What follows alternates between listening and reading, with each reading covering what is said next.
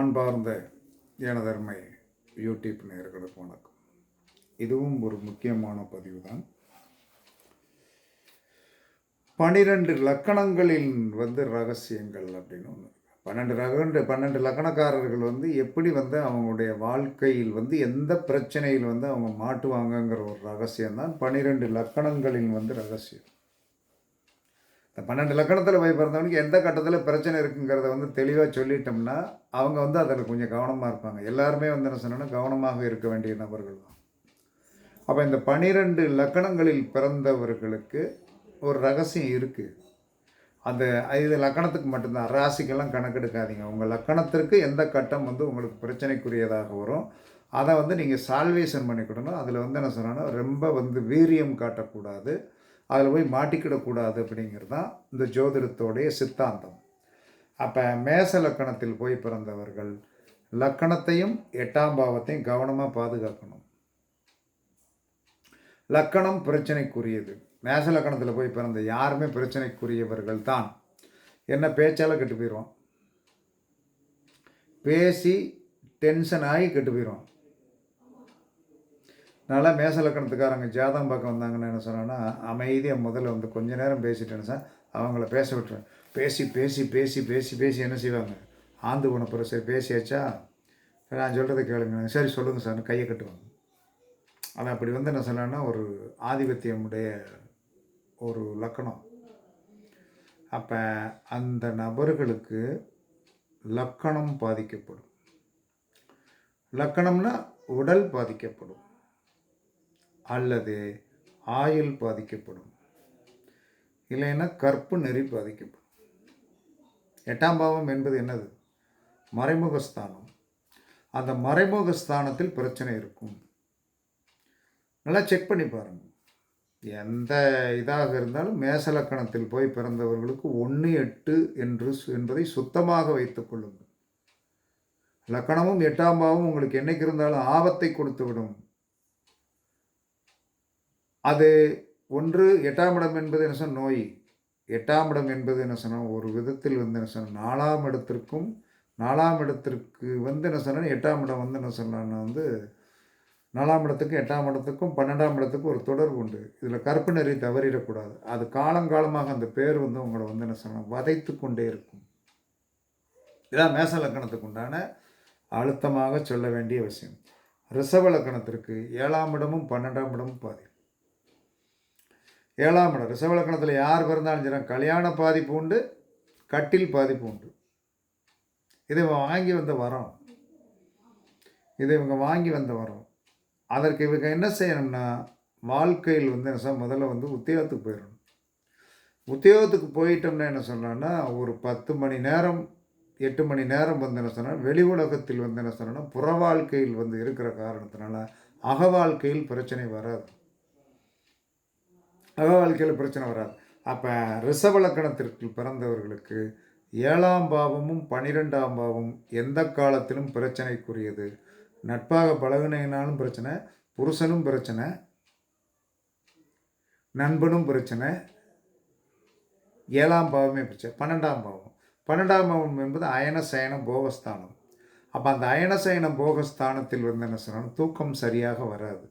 தூக்கம் சரியாக வேண்டும் என்று சொன்னால் 6ஆம் பாவம் நல்லா இருக்கணும். 6ஆம் பாவம் 8ஆம் பாவம் என்று சொல்லக்கூடியது உங்களுக்கு நல்லா 6ஆம் பாவத்தில் ஹார்ட் ஒர்க் பண்ணணும். 8ஆம் பாவம் என்பது என்ன சொல்கிறான்னா உங்களுக்கு சந்தோஷம் அப்படிங்க. 8ஆம் பாவம் என்பது மறைமுக சந்தோஷம். 8ஆம் பாவத்தில் ஒரு சந்தோஷம் இருக்குது, இல்லைன்னா யாரும் சொல்லவே முடியாது. அந்த 8ஆம் பாவ சந்தோஷத்தை என்ன சொன்னால் கரெக்டாக வச்சுக்கிட்டோம்னா 6ஆம் பாவத்தையும் கரெக்ட் பண்ணி 8ஆம் பாவத்தையும் கரெக்ட் பண்ணிடுச்சா 12ஆம் பாவம் நல்லா ஆயிரும். இவங்களால் அதை செயல்படுத்த முடியாது. அப்போ ரிஷப லக்கணத்தில் போய் பிறந்தவர்களுக்கு 7-12 ஸ்தானங்கள் என்றைக்குமே பிரச்சனைக்குரியது. அதில் தான் அவங்க பிரச்சனையோடு இருப்பாங்க, வேறு இதில் இருக்க மாட்டாங்க.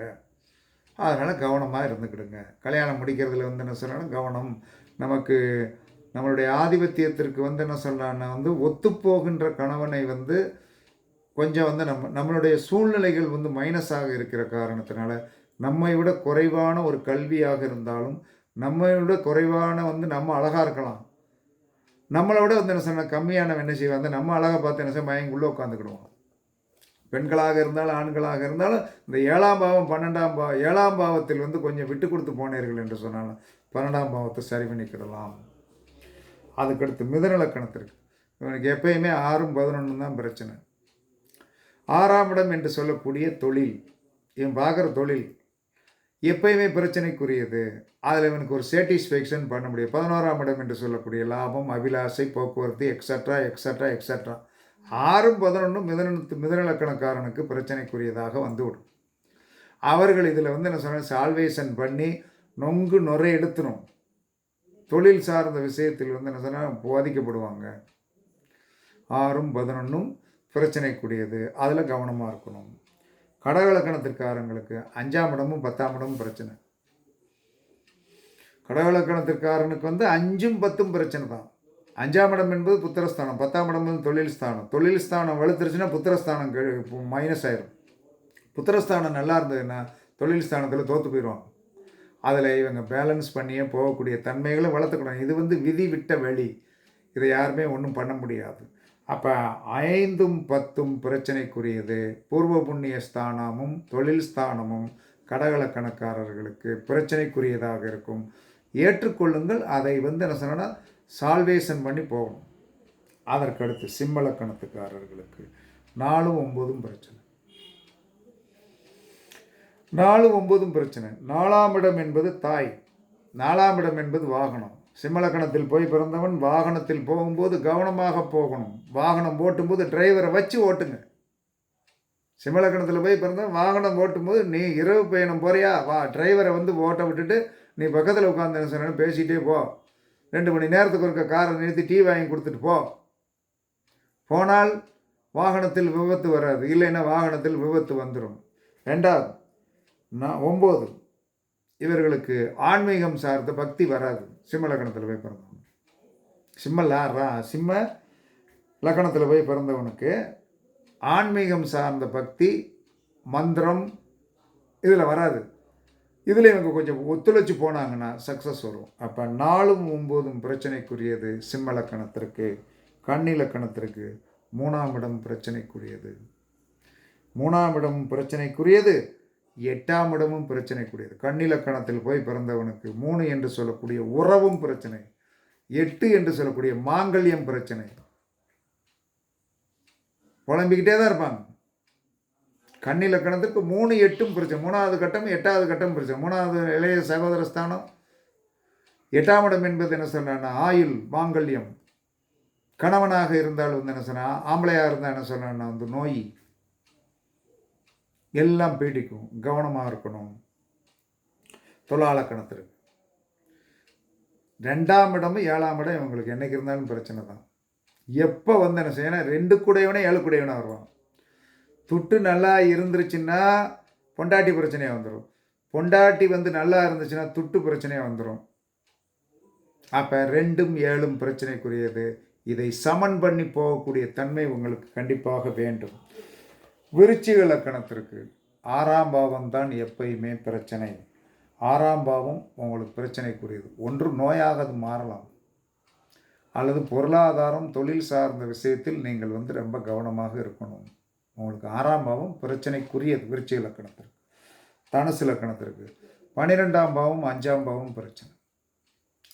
தனுசு லக்கணத்துடைய ரகசியம், இவங்களுக்கு தூக்கம் நிம்மதியாக வராது. 12ஆம் பாவம் என்பது விருச்சிகம். 5ஆம் பாவம் என்பது என்ன சொல்கிறான்னா வந்து மேசம். அப்போ இந்த 2 ராஜாக்கள் என்ன சொல்ற, இருவரும் ஒருவனே. 5ம் பிரச்சனை, 12ம் பிரச்சனை. அப்போ என்ன செய்வாங்க தனுசு லக்கணத்திற்கு? அப்போ வந்து கவனமாக இருக்கணும். அதுக்கடுத்து என்ன சொல்லலாம், மகர லக்கணத்திற்கு 4ம் 11ம் பிரச்சனை. கண்டிப்பாக பங்காளி பிரச்சனை இருக்கும். 4ம் 11ம் பிரச்சனைக்குரியது. மகர லக்கணத்தில் போய் பிறந்துட்டீங்களா 4ஆம் இடமும் 11ஆம் இடமும் பிரச்சனைக்குரியது.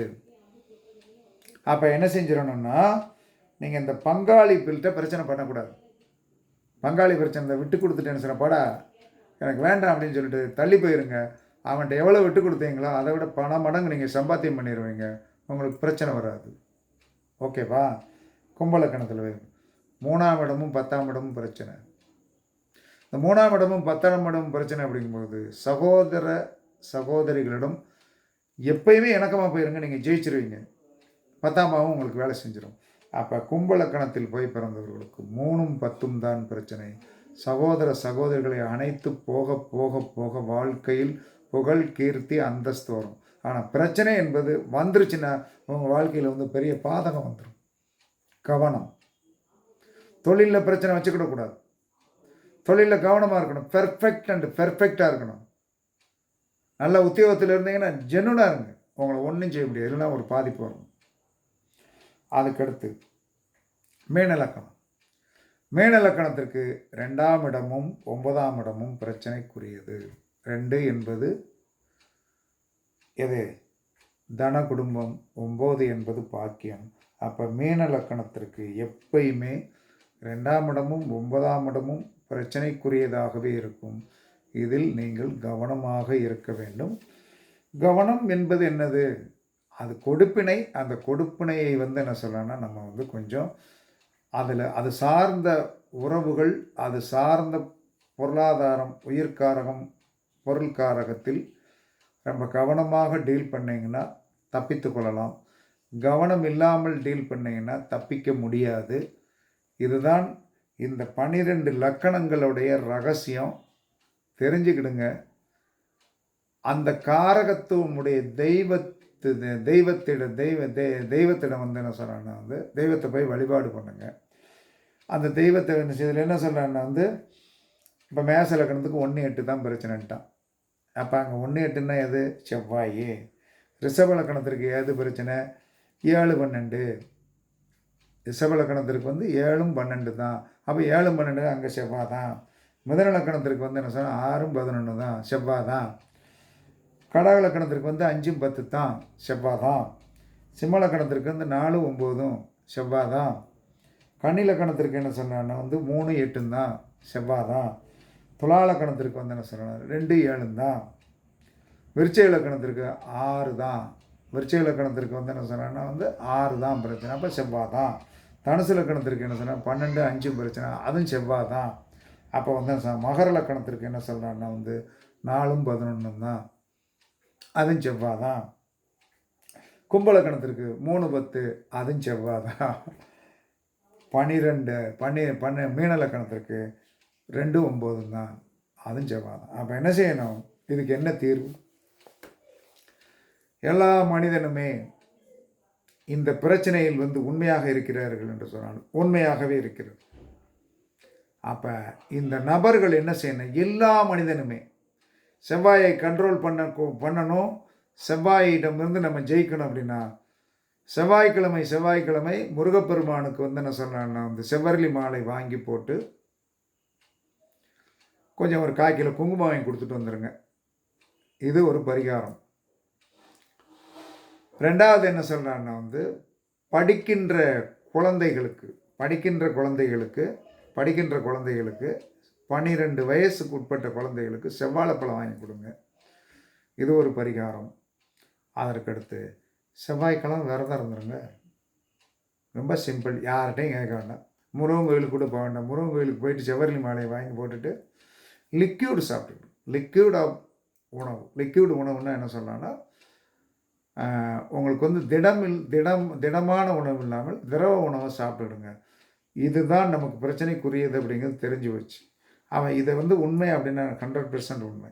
எனக்கு தெரிஞ்சு வந்து என்ன சொல்லலாம்னா வந்து இதெல்லாம் கரெக்டான ஒரு உண்மையான தத்துவார்த்தமான ரொம்ப வந்து நோண்டி எடுத்து நொங்கெடுத்து எதுதான் பிரச்சனை கடைசியில் எல்லாத்துக்கும் காரியகர்த்தா என்ன சொன்னா காலபுருஷனுடைய 8 லக்னாதிபதி தான் இன்னைக்கு வரைக்கும் நமக்கு பிரச்சனையாக இருக்கான்.